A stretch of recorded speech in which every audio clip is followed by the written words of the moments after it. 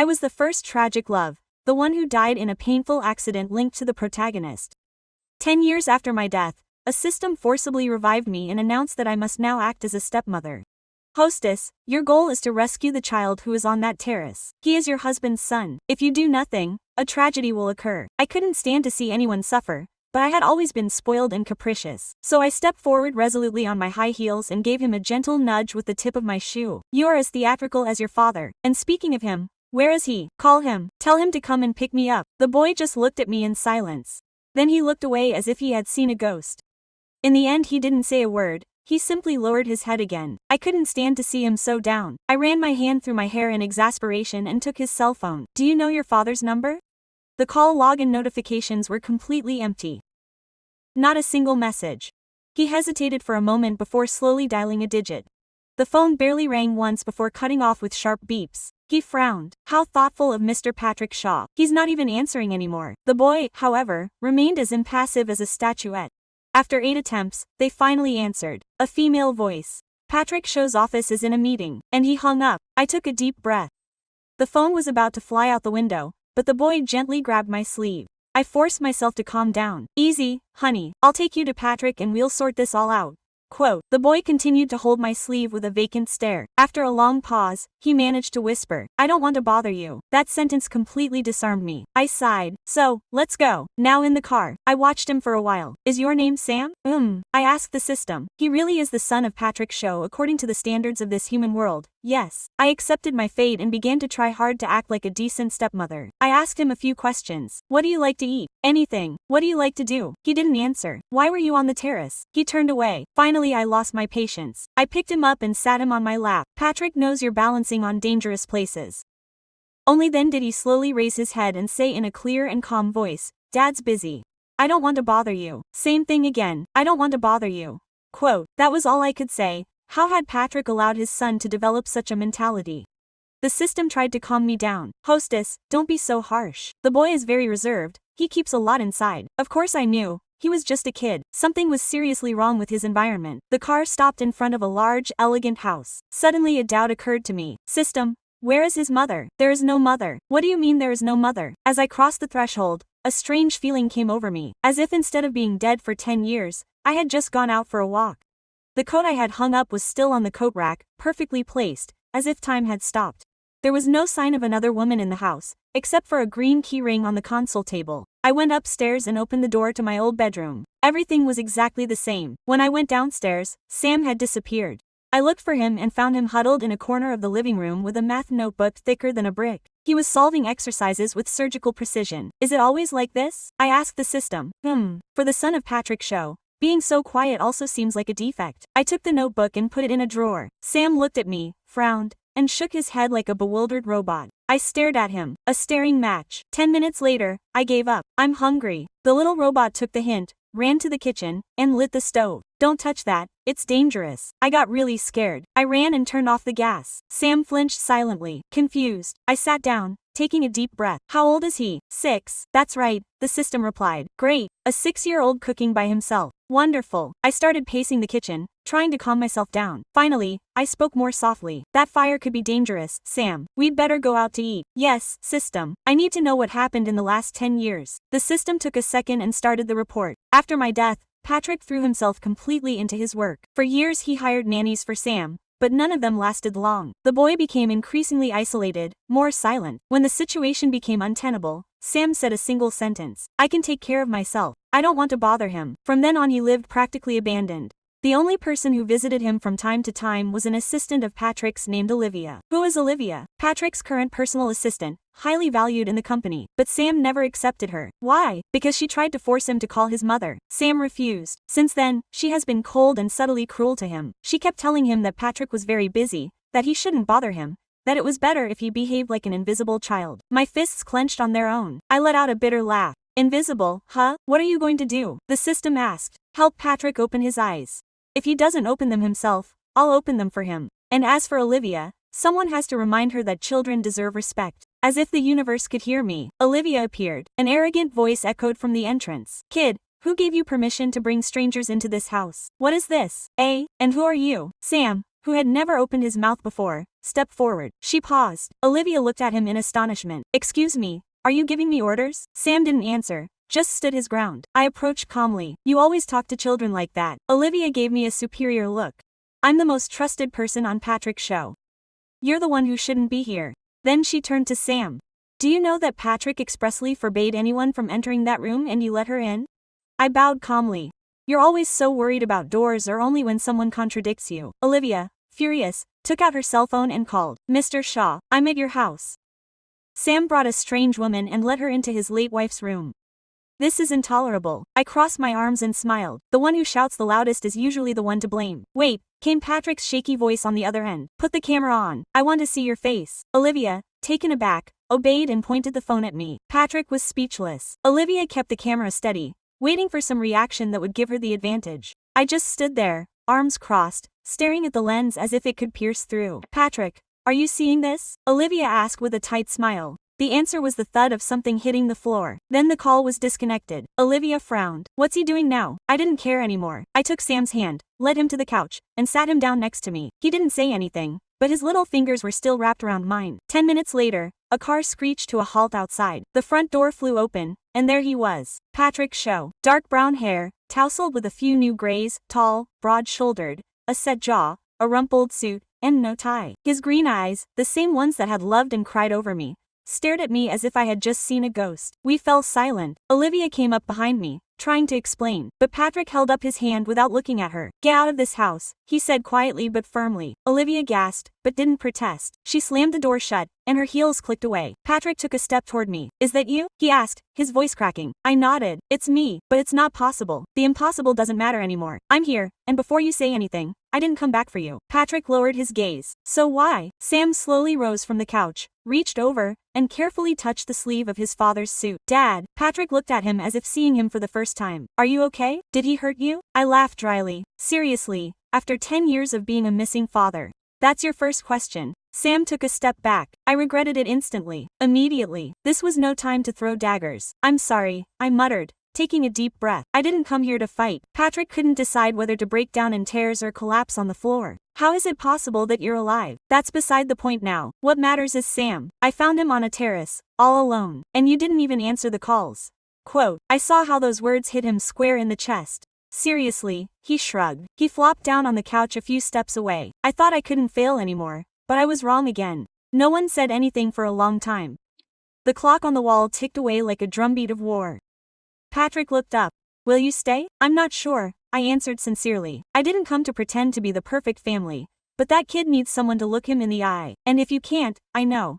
Quote. He cut me off by closing his eyelids. I know. I watched as his hands balled into fists. I watched the guilt he carried in every movement. The expensive suit couldn't hide the abandonment, or the deep circles under his eyes, or how he was falling apart inside. "I want to make it right," he said at last, "but I have no idea how. I don't even know where to begin." I stared at him for a long time. Then I turned to Sam, who was standing there like a little soldier. "Go get your pajamas, honey. I'll make you some tea before bed." He obeyed without question. As he disappeared down the hallway, Patrick looked at me with anguish. "You've taken better care of him in 2 days than I have. In 6 whole years." I held his gaze. "Then start by not messing that up." I didn't sleep a wink that night.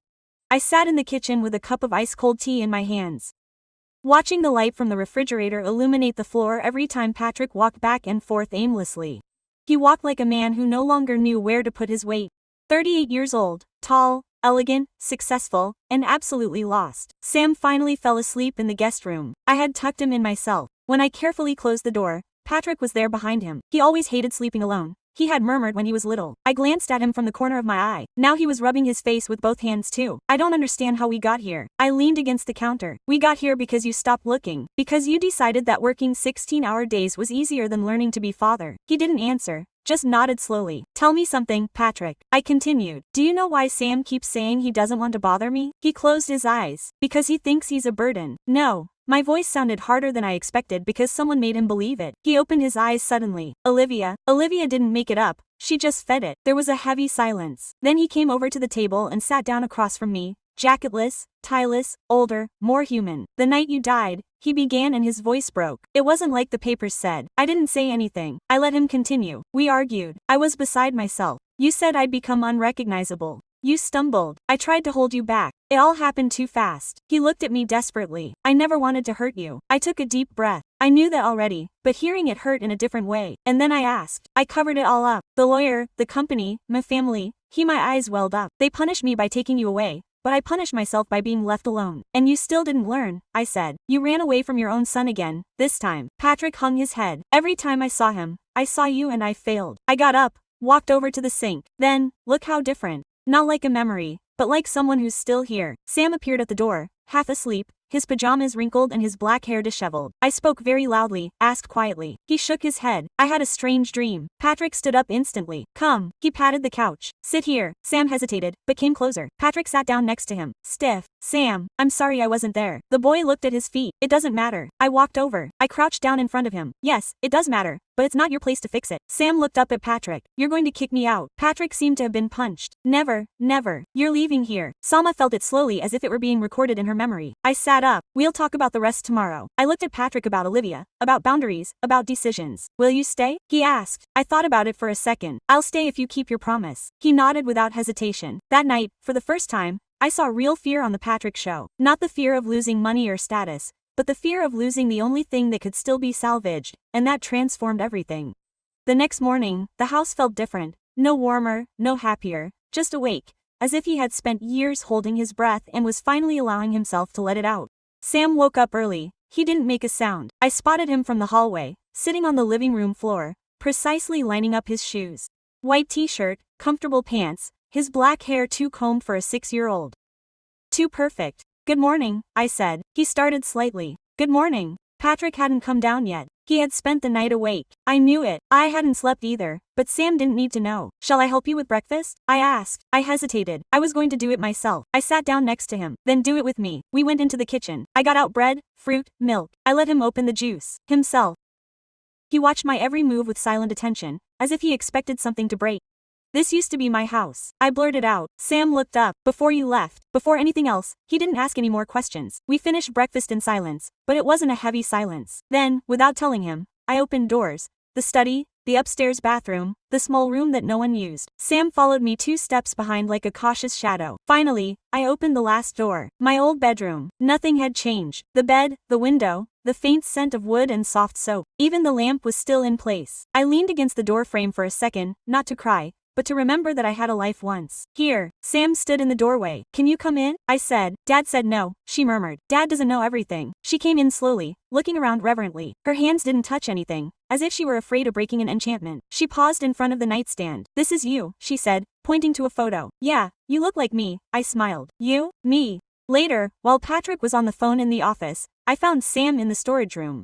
He was carefully taking out a dusty box. That's heavy, I said. It doesn't matter. He opened it in front of me. Inside were drawings, lots of them. Some clumsy, some newer, always the same figure. A long-haired woman smiling, sometimes with a child, sometimes alone. She kept them, Olivia said, not letting Dad see them. I felt a dry lump in my throat. Did you know who I was? I asked. He nodded. The house knows, and so do I. I didn't know what to say. I just stroked his hair. This time he didn't move away. In the afternoon, Patrick tried to cook. He burned the rice. Sam looked at him without reproach. I laughed. Quote, you were never good at cooking, I said. Patrick smiled exhaustedly. Quote, at least I'm still consistent. We had dinner together without phones, without rushing. Sam ate more than usual. When we cleaned up, Patrick spoke. Quote, tomorrow I'll talk to the school and Olivia. I looked at him. Talking isn't enough. I know. That night, when I turned out the lights, Sam asked me from his bed. Quote, are you staying? I looked him in the eyes. Today, yes. He nodded and turned away. Quiet. The house creaked softly as if in approval of the answer.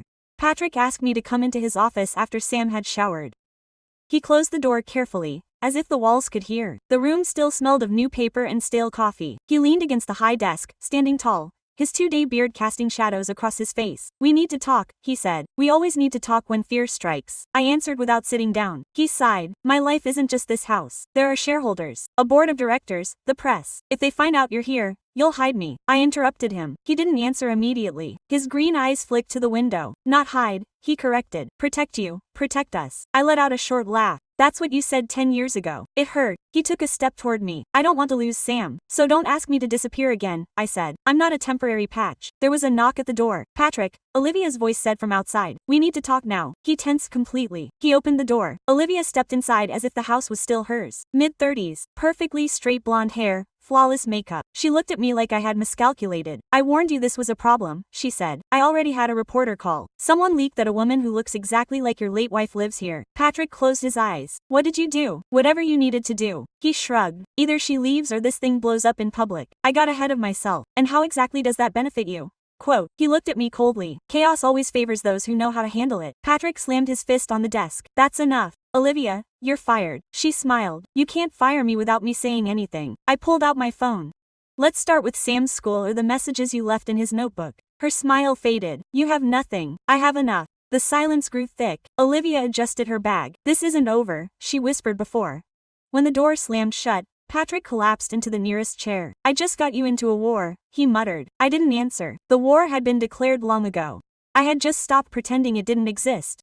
Sam appeared in the doorway, his hair still dripping. Is something wrong? Patrick jumped to his feet. All right. I crouched down until I was eye level with Sam. Sometimes adults argue because we don't know how to say things in any other way. It has nothing to do with you. Sama nodded very seriously. So, are you staying? I looked at Patrick, then at the boy. I'm staying. But without lies or half-truths. Patrick swallowed hard. I accept. That night there were no contracts or signatures. We only exchanged glances that weighed more than any piece of paper, and I knew there was no turning back. There was no scandal or journalists at the entrance. Olivia vanished like smoke after being confronted, and for a few days the house experienced an almost disturbing tranquility. Patrick worked from the dining room. Sam had breakfast with me. Sometimes the three of us ate together, although words were few and the silences said everything that was needed. But something was beginning to germinate slowly, like a plant that doesn't need urgent sunlight, only time and care.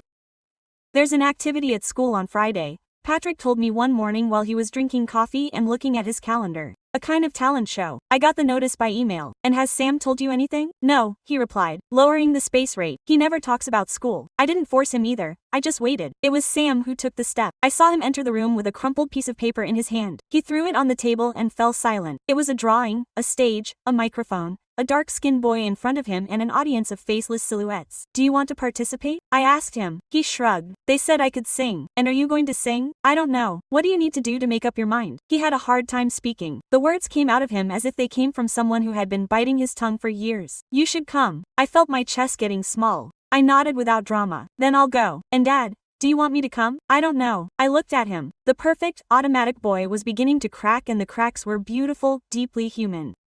That same afternoon I surprised him singing very softly in his room. It was a simple children's song, but he sang it tenderly and in tune. When saw me, fell over abruptly. I was practicing, he whispered. You were great. I don't want them to laugh at me. They're not going to laugh.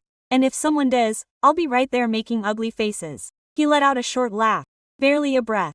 But it was the first real laugh, and I held onto it like a treasure. That night Patrick watched us from the hallway. He's going to sing, I said. Yes, and you're going too, he replied. He didn't say anything else, turned on his heel and went back to the office. But the next day he was the one who took Sam to school. Small gestures, almost invisible changes. On Friday he showed up wearing a light blue shirt and for the first time in years without his phone glued to his hand. Are you nervous?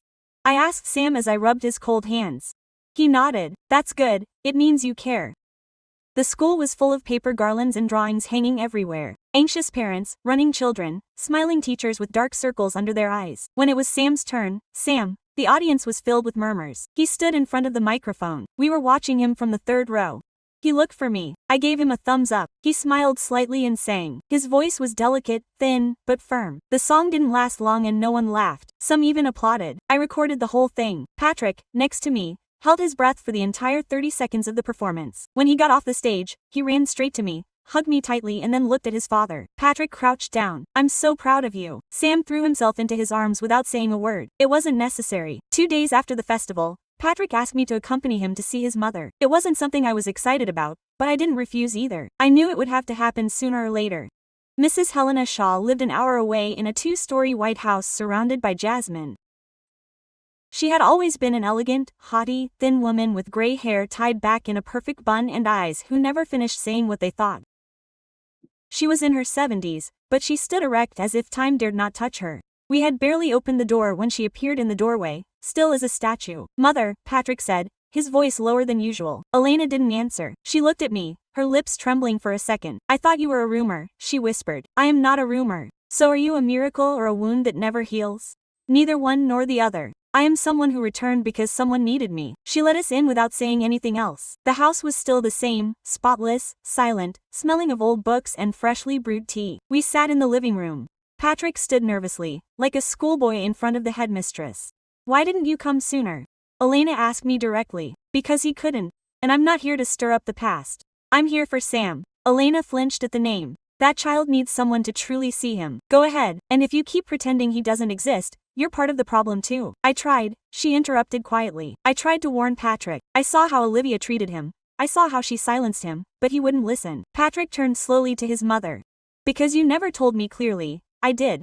But you were so lost in your grief that anyone who dared to mention his name pointed at me. You considered him an enemy, and you were right, Patrick admitted, finally sitting down. I couldn't go on living without her. Nor could I be a father. I hid behind an assistant and a full schedule. What now? Elena asked. Now Sam has a chance, I replied. And you too? The silence fell heavily. Elena stood up and disappeared down the hallway. She returned with a small wooden box that she left on the table. This belongs to you, she said. I kept it because I couldn't bear to look at it. But I didn't want to get rid of it either. I opened it slowly. Inside was a handkerchief embroidered with my initials, a photo of the three of us, Patrick, Elena, and me, in the garden years ago, and a sealed letter that I recognized instantly. My handwriting, I wrote it before I left. Patrick took it with trembling hands. I nodded. He opened it. The paper was yellowed at the corners. He read it silently. Then his eyes filled with tears. What did it say? Elena asked. Patrick looked at me forgivingly. Elena froze. Then, without saying a word, she came over and hugged me. Late, but thank you. When we returned, Sam was on the couch playing with cardboard figures that he had put together himself. When he saw me, he ran to the door. Where did they go? To see someone important, I said. Patrick picked him up in his arms. Your grandmother wants to meet you. Sam's eyes widened. I have a grandmother. Yes. And she's willing to see you too if you want. She also thinks I'm a bother. I bent down and stroked his cheek. No, honey. Anyone who really sees you could never think that. Elena's visit left a different calm in the house. Without any tension, Sam talked more, asked more questions. She started leaving toys around, forgetting to line up her shoes. And for the first time I didn't correct her. She didn't need order, she needed space. But Patrick couldn't keep putting off the inevitable. Olivia had vanished, but that didn't mean she was defeated. You can't expect everything to magically fix itself, I said to him one morning as the three of us ate breakfast. Patrick sighed. He looked different. Fewer black suits, more rolled up shirt sleeves, fewer dark circles under his eyes. But that wasn't redemption, it was just the beginning. I've been gathering evidence, he confessed to me later in his study. Emails, footage from the internal cameras. It's not much, but it's clear. The tone in which she spoke to Sam, the false reports, the changes in the boy's behavior after his visits, it all adds up. What are you going to do? Patrick rested his hands on his desk. File a formal complaint. I'm not going to let her come near Sam or any other child again, and let the board get all upset. Olivia had crossed a line. You're going to confront her head on. He nodded. Today, he called a formal meeting in the company boardroom. I didn't want to go, but I made sure everything was recorded, not to humiliate her, but to have irrefutable evidence. And I checked every document Patrick would carry. Are you sure? She asked me before leaving, certain that if you don't, Sam will never learn that there is justice for him. He also returned, pale but calm. It was easier than I imagined, he told me. The moment he saw the file, he knew he was doomed. He confessed without us asking. He simply said, I didn't think you would dare. Then she stood up, wished me luck, and walked away. It was as simple as that. While we both know this probably won't be the last we'll hear from her, at least now we'll know how to respond. That night Sam sat on the floor with me while I colored. Can I draw Olivia? Sure. Whatever you want. He drew a simple portrait. He gave her giant, angry eyebrows. What are you going to do with that drawing? I asked. Keep it so I can remember how I never want to be treated again. I smiled. Sounds like a great idea. Patrick joined us later. He sat down next to me, grabbed a blank sheet of paper and a pencil, and said nothing. What about you? I asked. I think I get to draw my part in this story too. We smiled. Sam looked at us from side to side, cocking his head. You two are together again. We looked at each other. No one responded. But it wasn't necessary. Do you like each other? The three of us laughed. It was a soft laugh, without burden, without fear. Sam went back to his paper and pencils. Patrick gave me a look. Quote, let me go. And what would you say? That I'm giving myself the time I need, so I'll wait by your side. Olivia's fall didn't come with a bang. It didn't need explosions or lights. What disappeared was the shadow she cast, and that was enough. The house had been transformed into a space where short, unexpected, somewhat awkward, but genuine laughter could be heard again. Sam was now speaking in a normal voice, without whispers. Patrick was appearing more often in the kitchen, and that night, after a long day of working from home and doing schoolwork, I threw out a different idea. And yes, the three of us had dinner together, but we prepared everything ourselves. Sam looked at me as if I had spoken in Chinese. Patrick raised an eyebrow, not deciding whether to laugh or be alarmed. Quote, "You in the kitchen," he said, amused. "Me in charge. It's very different." "I accept the challenge," Patrick replied, taking off his jacket and rolling up the sleeves of his light blue shirt. Sam brightened and jumped up from his chair. "I cut the tomatoes with my watch," I clarified, grabbing the knife with a protective chicken face. It was a delightful disaster. Patrick wanted to make pasta and forgot to put the water on to boil. Sam took chopping the ingredients so seriously that he devoured half the cheese. I spilled oil all over the floor trying to help with the pan. The kitchen looked like a battlefield, but laughter covered up every mistake. "It's not as complicated as I thought," Patrick said as he struggled with the oven. "Of course not, all it takes is heart," I replied with a half smile. Sam let out a real laugh. Patrick watched him as if the sound had suddenly taken away a decade of regrets. When we finally sat down, we had plates of somewhat hard pasta, quite dark toast, and fresh juice that stung the tongue. I felt a strange warmth in my chest. It was calm, not flawless, not picture perfect, but adequate. We ate, joking around talking about nonsense, about what Sam had learned in school, about Patrick's fictitious plans for the garden, because he had never touched one. Shovel. How badly I still remembered the multiplication tables. When the plates were clean, Patrick looked at me more seriously. We went out for a moment. I nodded. I asked Sam to wash his hands and not stay up late. We went out to the patio. The sky was clear, not a cloud. It wasn't cold. Patrick stopped by the dried-up lemon tree that we always swore to fix and never touched.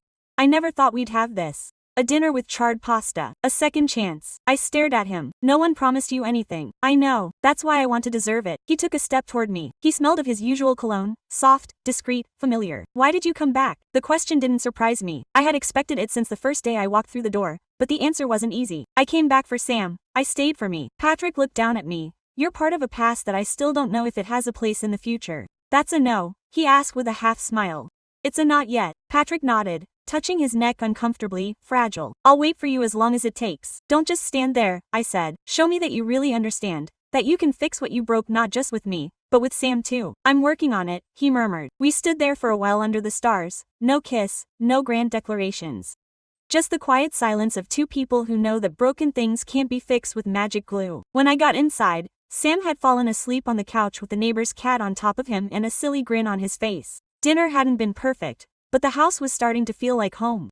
The next day dawned peacefully. Sam was still asleep when I went out onto the patio, wrapped in an old blanket I'd found in my old room.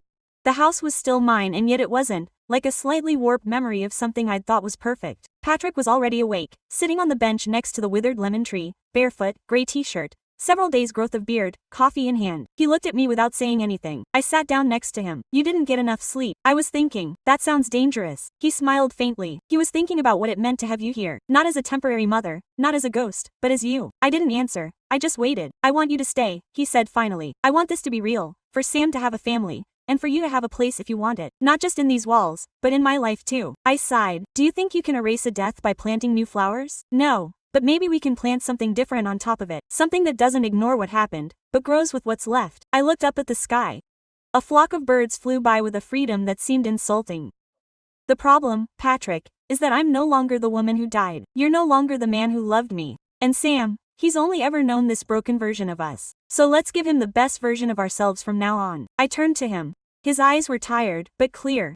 "I need to know one thing," I said. "Do you really love him for yourself or is it just because of you?" "For both reasons and for his sake." I was silent for a moment longer. Then I stood up. "I'm going to pack my bags." Patrick tensed. "But not to leave," I added. "To really settle in. To stop being the one who came back and started to be the one who stayed." I saw how she let out a breath. She didn't smile. She didn't celebrate. She just nodded gravely, as if she understood that this commitment wasn't for a movie, but for life. That afternoon I helped Sam tidy up her room. We named each stuffed animal, put the books back in place, changed the curtains for more cheerful ones. Finally she rolled out the rug and looked at me. "So, do you live here now?" "I think so. Can I say I have a mom?"